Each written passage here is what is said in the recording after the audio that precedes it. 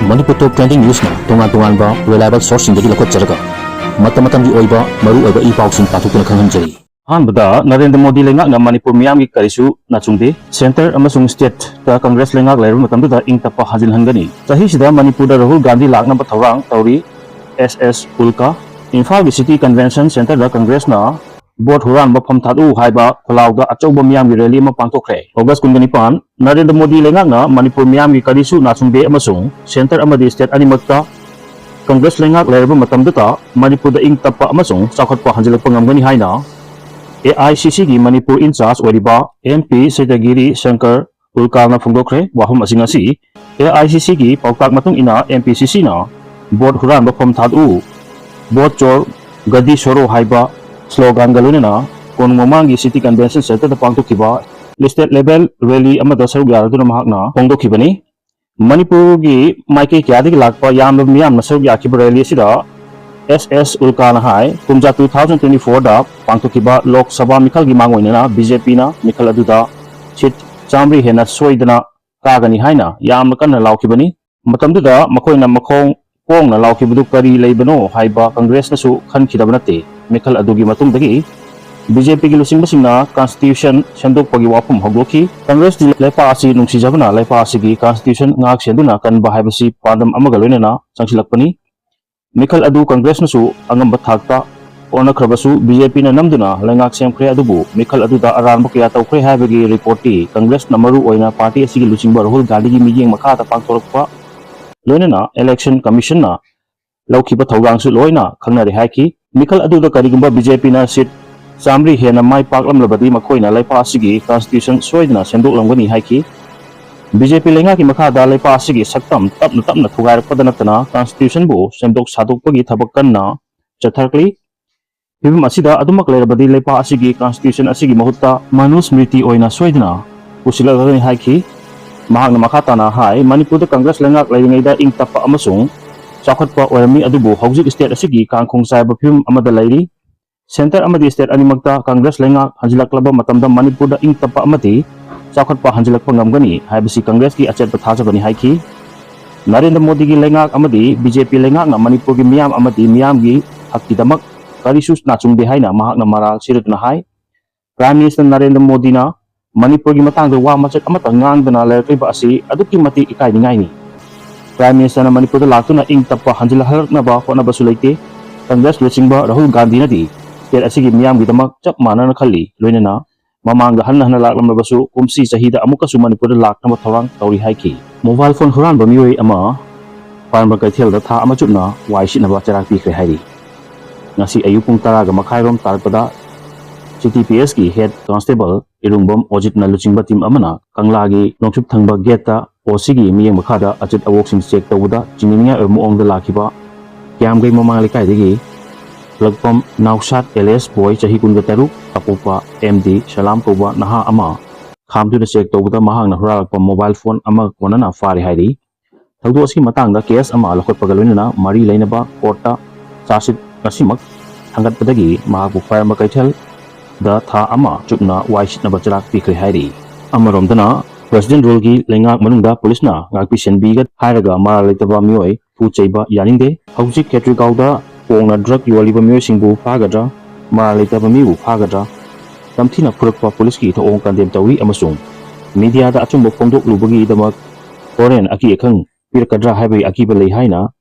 yumkhaibam athletic development association yadagi secretary oiriba amadi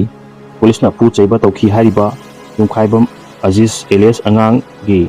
manaunupa wai najak na permission da phongdokre wahum asing ngasi nungthil pung 2 rom tarpada press club ta pangthokpa pawgi mifam da makna phongdokibani najak na makha tarduna hai tha sigi tarang mapan gi nungalamdai pung 3 tar helakpada kerga yumkhaiba makha likaida leiba aigi yumda tumlingei da Imphal gi commando team 3 lakuna thong hangna ba haikpada iyamba yaimana thong hangduna wari watai sanaki masigi matungda engonda wahang kya tawduna chinglaga puraga police ki gypsy namduna pu chaiki amadi ergao main road auto parking yopada haribasing karigino hanglubada police officer aduna aigi iyamba yaima asi KCPP WG gi mioi natraga mahakaloinaba sel collection tawriba nupi ani dugi lepham tau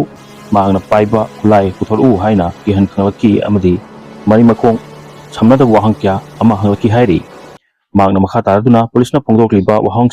wafumsing adu yumpham yaudabani amasung aihak adugumba amata samnakiba leite hairubada police commando constable amana maida khupakna thaki ai Imphal East commando gi da pusinki aduga commando gi DSP amana aigi iyambabu wahang pahang tor matung mara leite khangbadagi DSP officer aduna mayamba adu phabada yauriba SI khaligi team amadi IRB rifleman Samir makhoi anida nabanigi source asi kanglon chumde lali haina sauguna chakhi takra matungda SI khaligi team amadi Samirna iyambabu ka amada pusilaga isumda subudagi wakal manguna leiki iyamana wakal lakpada mioi mari mangana khongkhut hajinduna mathong maram khangdana phubu torki puringai cherakta IRB Samir hariba mioi asina drug yonba mioi kharada video call tawduna iyambagi asokpa amasung makoina pu chairiba adu yenghanki Samirna pawba adu fare masida leire haina video call adu da utki phubu lwara matung jinda phi kisinduna fajilaga hidak tairaki amadi anaba khangnaba heroin number 4 chagera haibu wahang ki hairi cherak adu da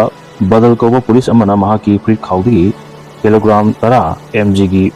maru ani namduna bijara matungda yumgi mida phone to hunduna lawlao haibuga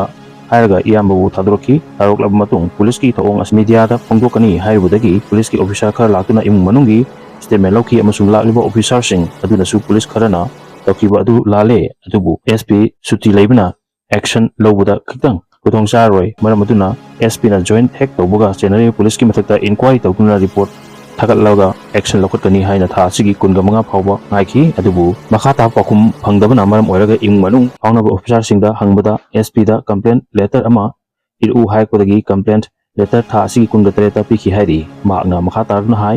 police officer singna police team asigi asoiba ngakhatpagi mohutta achumba puthokpiram labadi nungairamgadabani adubu madugi ona tainabada thaudu asigi while natraga